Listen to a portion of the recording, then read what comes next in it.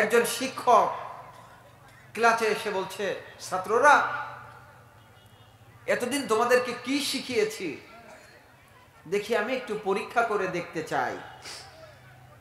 আগামীকাল সবাই বাসা থেকে সুন্দর করে একটা কুমিরের রচনা লিখে নিয়ে আসবা। কিসের রচনা? জোরে বলেন। কুমিরের রচনা লিখে নিয়ে আসবা। ছাত্র বাসায় গিয়ে লিখছে যে রচনা কুমির।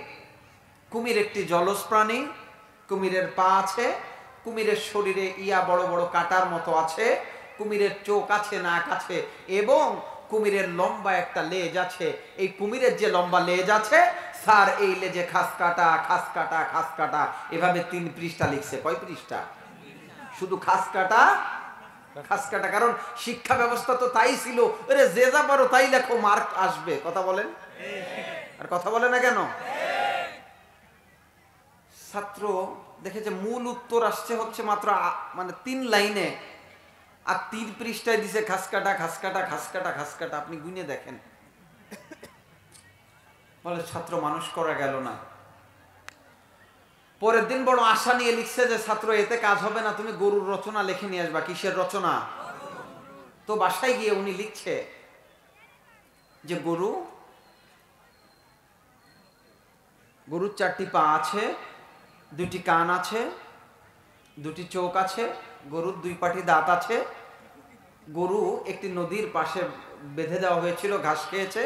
হঠাৎ করে জোয়ারে পানি আসছে, পানি আসার পরে গরুর পাশে ছোট্ট একটা গর্ত ছিল, এই গর্তে একটা কুমির আসছে। স্যার আপনি তো জানেন কুমির একটা জলজ প্রাণী, কুমিরের চোখ আছে, নাক আছে, কুমিরের পা আছে, কুমিরের ইয়া বড় একটা লেজ আছে, খাস কাটা খাস কাটা খাস কাটা।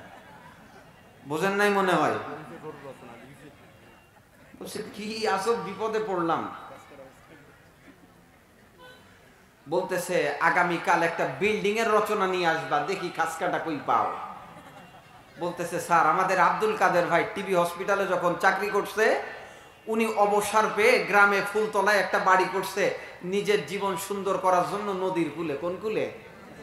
নদীর কূলে। এই যে বাড়ি করছে স্যার, হঠাৎ এই যে বৃষ্টিতে প্রচুর বন্যার পানি হয়েছে। বন্যার পানি হওয়ার পরে বাঁধ ভেঙে গিয়ে আব্দুল কাদের ভাইয়ের যে পুকুর ছিল, ওই বিল্ডিং এর সামনের পুকুরে একটা কি ঢুকছে? ওয়াজ বুঝে ফেলছে। কি ঢুকছে? কুমির ঢুকছে। স্যার আপনি তো জানেন কুমিরের চোখ আছে, নাক আছে, কুমির একটা জলজ প্রাণী, কুমিরের লেজ খাস কাটা খাস কাটা খাস কাটা খাস কাটা। স্যার বলে ওই চাকরি ছাড়বো, নাইলে তোর খাস কাটা বন্ধ করবো। আগামীকাল এমন এক রচনা দিব তুই কল্পনা করেও খাস কাটা আনতে পারবি না। তাহলে কি রচনা? কয় পলাশির যুদ্ধ। কিসের যুদ্ধ? কয় পলাশির যুদ্ধ। বলে স্যার এটা সুন্দর একটি পয়েন্ট দিয়েছেন। বলছে পলাশির যুদ্ধ শুরু হয়েছিল 1558 সালে না 1858, যাই হোক 1857 সালে। তো এই যে স্যার পলাশির যুদ্ধ শুরু হলো, এই যে নবাব সিরাজউদ্দৌলা ঘসেটি বেগমকে বিশ্বাস করলো, এরপরে তিনি বিশ্বাস করলেন মীর জাফরকে। স্যার রাজনীতির ভাষায় বলে কি যে খাল কেটে কি আনা? আরে কথা বলে না, খাল কেটে কুমির আনা। এই যে নবাব সিরাজউদ্দৌলা খাল কেটে কুমির আনলো, অর্থাৎ মীর জাফরকে বিশ্বাস করলো। স্যার আপনি তো জানেন কুমিরের লেজ এয়া বড় একটা, কুমিরের লেজ খাস কাটা খাস কাটা। সুতরাং ভাই শুনে নেন, গল্প হলেও বিগত 17টি বছর আমাদেরকে খাস কাটা গল্প শুনিয়েছে। কোথাও হামলা হলে মামলা হলে কুমিরের লেজের মতো বলেছে ওটা জামাত বিএনপির কাজ। কথা বলেন ঠিক কিনা? অন্যায় হয়েছে, নির্যাতন হয়েছে, নিপীড়ন হয়েছে, ধর্ষণ হয়েছে, চুরি হয়েছে, খুন হয়েছে, গুম হয়েছে।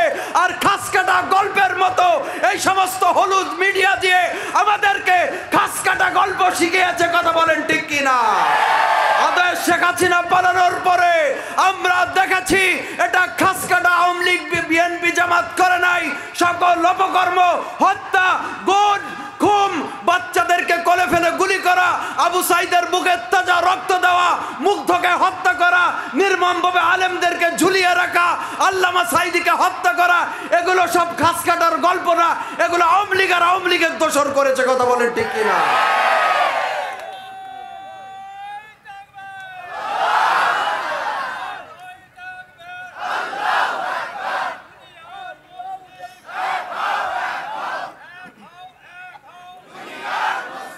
কবুল করুন, সবাই পড়ি আমিন।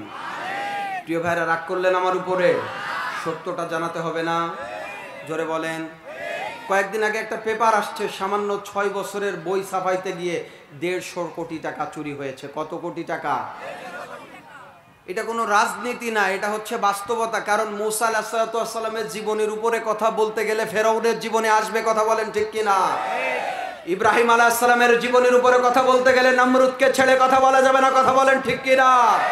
আল্লামা আহমেদ শফি, আল্লামা সাইদির পক্ষে কথা বলতে গেলে শেখ হাসিনা, ওবায়দুল কাদেরকে ছেড়ে কথা বলা যাবে না। এজন্য সম্মানিত ভাইরা শুনে নেন, যারা মজলুম তাদের পক্ষে আল্লাহ থাকে, যারা জালিম তাদেরকে আল্লাহ ধ্বংস করে, কথা বলেন ঠিক কিনা? সুতরাং